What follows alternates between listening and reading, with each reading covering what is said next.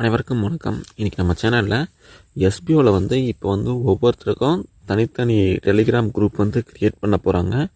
அதனால் யார் யாரெல்லாம் எஸ்பிஓவில் இருக்கிறீங்களோ அவங்க எல்லாமே கண்டிப்பாக அந்த டெலிகிராம் ஐடி உங்களுடைய எஸ்பிஓ ஐடியில் ஃபில் பண்ணியிருக்கணும். அது எப்படி பண்ணுவாங்க தான் இந்த வீடியோவில் பார்க்க போகிறோம். வாங்க வீடியோக்குள்ளே போகலாம். ஃபஸ்ட்டு உங்கள் ஐடியை லாகின் பண்ணிடுங்க. உங்கள் ஐடியை லாகின் பண்ணிவிட்டு கீழே லாஸ்ட்டு வாங்க. கீழே லாஸ்ட்டு வந்தீங்க அப்படின்னா இந்த டேஷ்போர்டு ஆப்ஷன்லாம் இருக்கும். அது கீழே பார்த்தீங்களா சப்மிட் டெலிகிராம் ஐடி, இந்த ஆப்ஷன் டச் பண்ணுங்கள். டச் பண்ணிங்க அப்படின்னா இப்படி தான் வரும். From the submit maximum 1 time. Sales டீமில் யார் யாரெல்லாம் ஜாயின் பண்ணியிருக்கிறீங்களோ அவங்களுக்கு மட்டும்தான் இந்த டெலிகிராம் ஐடி லிங்க் பண்ணுறதுக்கு அந்த ஆப்ஷன் வந்திருக்கும். மற்றபடி சேல்ஸ் டீம் இல்லாமல் மைக்ரோடாக்ஸ் ஒர்க்கு மற்றதெல்லாம் ஜாயின் பண்ணியிருந்தீங்க அப்படின்னா அவங்களுக்கு யாருக்கும் இந்த டெலிகிராம் ஜாயின் பண்ணுற மாதிரி ஆப்ஷன் வந்திருக்காது. இது ஒன்லி சேல்ஸ் டீம்ஸ்க்கு மட்டும்தான். வேறு யாரும் எந்த ஒரு குரூப்லேருந்து இந்த லிங்க்கில் மூலியமாக்கு நீங்கள் ஜாயின் பண்ணிடாதீங்க. டெலிகிராம் ஐடி உங்களுக்கு தெரில அப்படின்னா உங்களுக்கு டெலிகிராமுக்கு போயிட்டு எப்படி டெலிகிராம் ஐடி பார்க்கணுன்னு காட்டுறேன். இந்த இடத்துல நம்ம டெலிகிராம் சப்மிட் பண்ணணும். நம்ம டெலிகிராமுக்குள்ளே போயிடலாம். டெலிகிராமில் நீங்கள் ஒரு ஐடியா 2 ஐடி வச்சுருக்கிறீங்க அப்படின்னா நீங்கள் எந்தெந்த ஐடிக்கு எந்தெந்த மொபைல் நம்பர் கொடுத்துருக்குறீங்களோ அந்த மொபைல் நம்பரை நீங்கள் டெலிகிராமில் லாகின் பண்ணிவிட்டு அதனுடைய யூசர் நேம் தான் கொடுக்கணும்.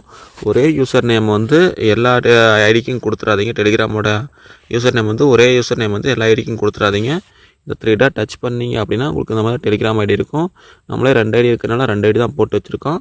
நமக்கு இந்த ஐடி தான் நம்ம கொடுக்கணும். இப்போ டச் பண்ணிங்க அப்படின்னா இந்த இடத்துல உங்கள் மொபைல் நம்பரு கீழே வந்துடும். கீழே பார்த்தீங்க அப்படின்னா இந்த செட்டிங்ஸ்னு ஒரு ஆப்ஷன் இருக்குது பார்த்தீங்களா, இந்த செட்டிங்ஸை டச் பண்ணுங்கள். செட்டிங்ஸை டச் பண்ணிங்க அப்படின்னா இந்த இடத்துல யூசர் நேம்னு இருக்குது பாருங்கள். இதைத்தான் நம்ம காப்பி பண்ணி கொடுக்கணும். இந்த இடத்துல உங்கள் யூசர் நேமில் எதுவுமே இல்லாமல் இருந்துச்சு அப்படின்னா உங்களுடைய பேர் பின்னாடி ஏதோ ஒரு மொபைல் நம்பரு,